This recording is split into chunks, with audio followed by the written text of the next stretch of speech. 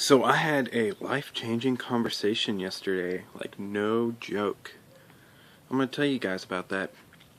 So I have this app on my phone where I can talk to random people, like a random chat room app. And I use it from time to time. Just when I'm bored, I'm like, I'm going to get on and talk to some people. Because, I've met some people off there that I talk to on a regular basis. Yeah, I'm one of those people. Shut up. But anyways. But, I've been, honestly, I've been going through rough stuff. I've always blamed the way I act on me losing my sight. And a big part of that is because I've never talked to a blind person before. So I just assumed that, oh, woe is me. Excuse me, I'm gonna get my coffee. No, oh, woe is me. This is who I am. And I always acted out, or I was really depressed, or really quiet. Because, I was like, I'm going blind, screw this, So, that's really good. So, yesterday I was in this chat room, and you can, when people talk, you can, click on their picture, and it'll take you to their profile, and they have a little statement about themselves. Well, this one person entered the chat room and was like, hey, blah, blah, and was talking and stuff, so I clicked on their profile. And the first thing on their profile was, I'm blind, blah, blah, blah. So immediately I was like, wait a second. I jumped on that. I was like, I started sending private messages. And I was like, hey, I really would like to ask you some questions about what it's like to be completely blind, if that's okay with you. And they were like, yeah, I'm completely open with asking questions or answering questions, blah, blah, blah, blah. So, I was asking questions for about 2 hours. And you have no idea about, just an example of some of the questions I was asking is like, how do you get familiarized with a new place you haven't been to? What kind of things do you like to do for fun? Because, what kind of things do a blind person like to do? Things I don't know, And, and it was just so great being able to relate with someone like that. Like, you have no idea. Because I have never met another person that's either losing their sight or blind. Ever. No, well, take that back. I met two when I was in 6th grade. When I went on this trip. But that was it. Besides that, since 6th grade, I've had no one that I can relate to about this. I've had no one I could talk to about this. I've had no one that would understand. So I just closed myself off and became a douchebag. But, so after about 2 hours of messaging them on there, my phone was dying and its chargers, I don't know, something's messed up. It only charges when it's turned off, so I added them to Facebook. Not Facebook, Skype. Got on to Skype, and we started talking. We talked for 7.5 hours on Skype. So I talked to this person for almost 10 hours. And it was the most, I needed that conversation more than anything else, honestly. It was so nice having someone to relate to and like that. Little things that people with eyesight take for advantage, feeling for an outlet when you're plugging something in, things like that, or when you're filling a cup using the tip of your finger to make sure to see where the liquid's at, and I've never had training for being visually impaired, and I've retinitis pigmentosis, so I've never had training, as someone losing their eyesight, which I should have done, but I didn't, because I always deny, and I was in denial, so, and it was nice getting some information that I didn't have,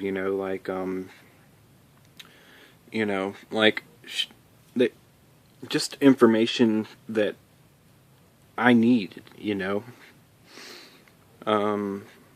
where I could buy a Braille machine and where I could go to learn Braille and all this other stuff, and the programs that they have on their computer, because this person was born with their eyes weren't developed, Their right eye wasn't developed at all. Their left eye was developed, they could see shadows, and then at age 3 they had to remove it. So this person had no eyes. And yet by themselves they can cut on a computer, open up different programs. They can go to Facebook, get on statuses, know what they are, go to Twitter, and respond. How does this person do this? Well, there's programs that they use that will read wherever the mouse cursor is at and tell them where the mouse is at. So they know they can do work on computer just like me, just like you, you know. And the thing is I've been getting to the point where it's getting harder for me to use technology. So this information is really vital to me. This is stuff I needed to know. So in this whole entire conversation I had with this person, the one thing that really blew my mind like nothing else that I've ever seen before is the amount of happiness and joy and the fact that they didn't let this turn them into a cold-hearted person. That alone blew my freaking mind, because I've been struggling with this since 3rd grade. I let it devour my life. I let it control who I am. I let it destroy relationships. I let it fester inside in anger and rage and disappointment and uncontrollable fears until I just kept blowing up on everybody or shut down completely and stopped talking to everybody. But here's this person who pulled out a photo album, showed me the photo albums, and knew exactly where all the pictures were and what they were doing in the pictures and everything, and they were so happy.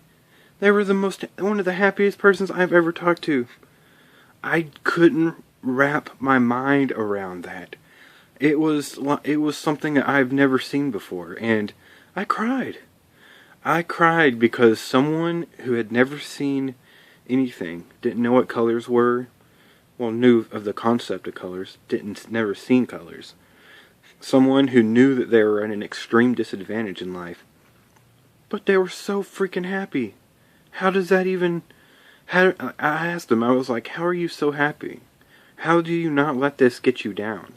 Like, how are you so cheerful and hopeful and you know, you're not, I can tell by your personality, you are not cold-hearted. Like, you haven't let this take you to that level. Like, you were way happier than most people I know or ever seen. You know, and they were like, you know, why bother? Worry about it. It's something that can't be changed. Why waste the time you have worrying about something that can't be changed? Why not be happy? Like, are you saying that not being happy is a better alternative? Like, that's what they said to me. And I was like, I didn't know there was an option. I honestly, like, I had no one I could relate to. I didn't know that being happy was an option in losing sight. I thought it was just be sad and miserable. Because that's all I've ever known because of it. Because it was like a taboo topic that no one in my family or friends ever would talk about. And honestly, because I would never bring it up, you know. So I just let it fester inside as something like I'm a broken, miserable person because of it. But the truth is I let myself get that way from not letting it out. And that was like one of the most amazing conversations I've ever had in my life. Literally, it was a life-changing conversation. It really was, because now I have witnessed that someone can be blind and be one of the happiest people in the world.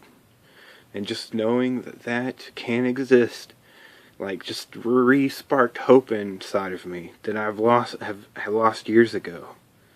You know, it re-sparked something inside of me that I lost when I was a child. Something that I lost when I was at that eye doctor and they told me, one day you will go blind. Because at that moment in time, I died inside. Because I was like, well, what hope do I have? Why should I continue growing up? Why should I continue living? You know, the only thing I focused on was sad, sad, sad. But here's other blind people that could care less. And they're not ashamed of it. They wear their blindness out on their sleeves. And you know what? Some people are still douchebags to them, but they don't care. You know, they're like, oh, they're a douchebag. Screw them. But, you know, they're just like everybody else. And they're not ashamed of it. And they're happy.